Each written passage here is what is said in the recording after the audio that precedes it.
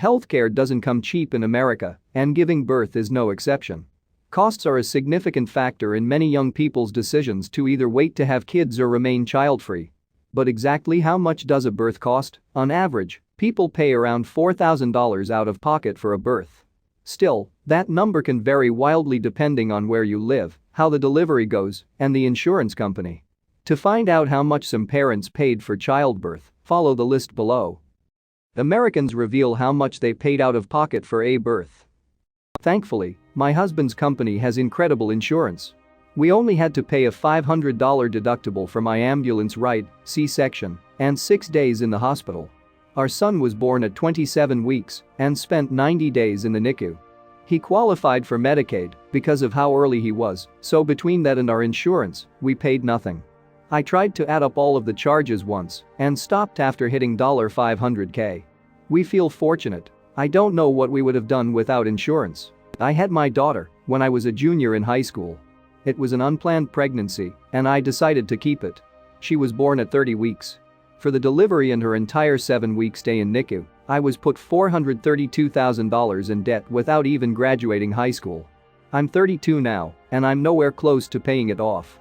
Because I spent a ton of time researching insurance options, I switched plans 3 months before giving birth, so I only had to pay $750 out of pocket. My prior insurance would have had me pay $6,800, 10%, for a $68,000 birth. Most people aren't given any help or instruction, so people have no idea that options may exist. If you can, do your research. I stayed only 2 days in the hospital and was billed $16,000. After insurance, I still had to pay $6,000. A week after giving birth, I had postpartum complications, became septic, had emergency surgery, and spent 6 nights in the hospital. I cannot remember what the bill was, but it was a lot, and after insurance, I only had to pay $500.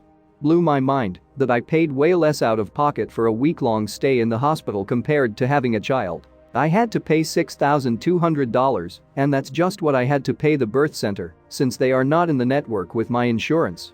I tried to get an exception, but since there is already a birth center in the network, I was told no. This doesn't include my bills from the labs, where my blood work was sent, the cost of the medications, the complementary care I needed to be well during my pregnancy, or my postpartum recovery costs. I'm so over this country.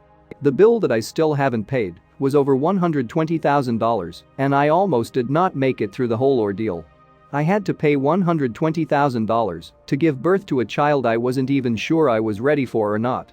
The cost was the whole reason I wasn't ready to have a kid. I am now a happy mother, but the debt still hangs over my head.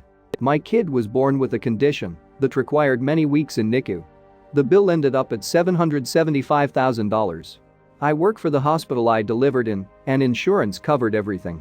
It's ridiculous and awful that some new mothers would have been saddled with that bill as a result of something entirely out of their control. I had preeclampsia with my twins, an emergency C-section at 36 weeks, and a 5-day hospital stay because my blood pressure took a while to stabilize. My twins were having issues with feeding, but only went to the NICU for a couple of hours for observation. My bill was about $130K. So yeah, I should look into better insurance options.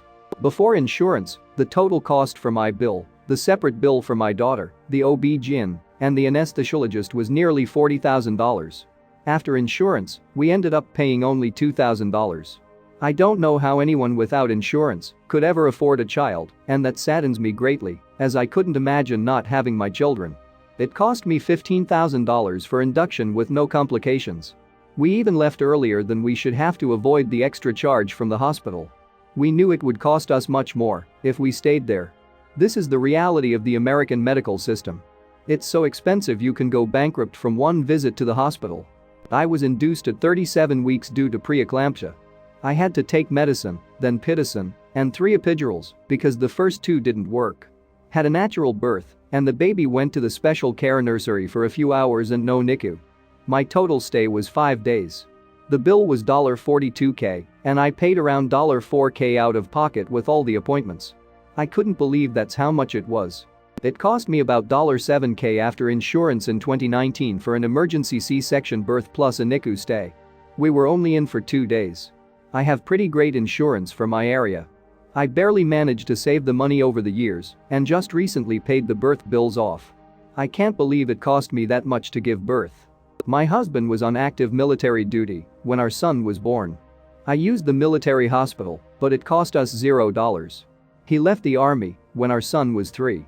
Knowing what it would cost to have another child with our new insurance plan, $9K deductible plus 20% of surgery costs, we decided not to have additional biological children. I had a C-section with terrible insurance. It cost $28,000. I also had to pay my doctor $3,000 before the baby was born. The hospital made me pay before the baby was born and took $8,000. They are still waiting for that other $20,000, and I don't know when I will be able to pay it. Thanks for watching, and don't forget to like and subscribe.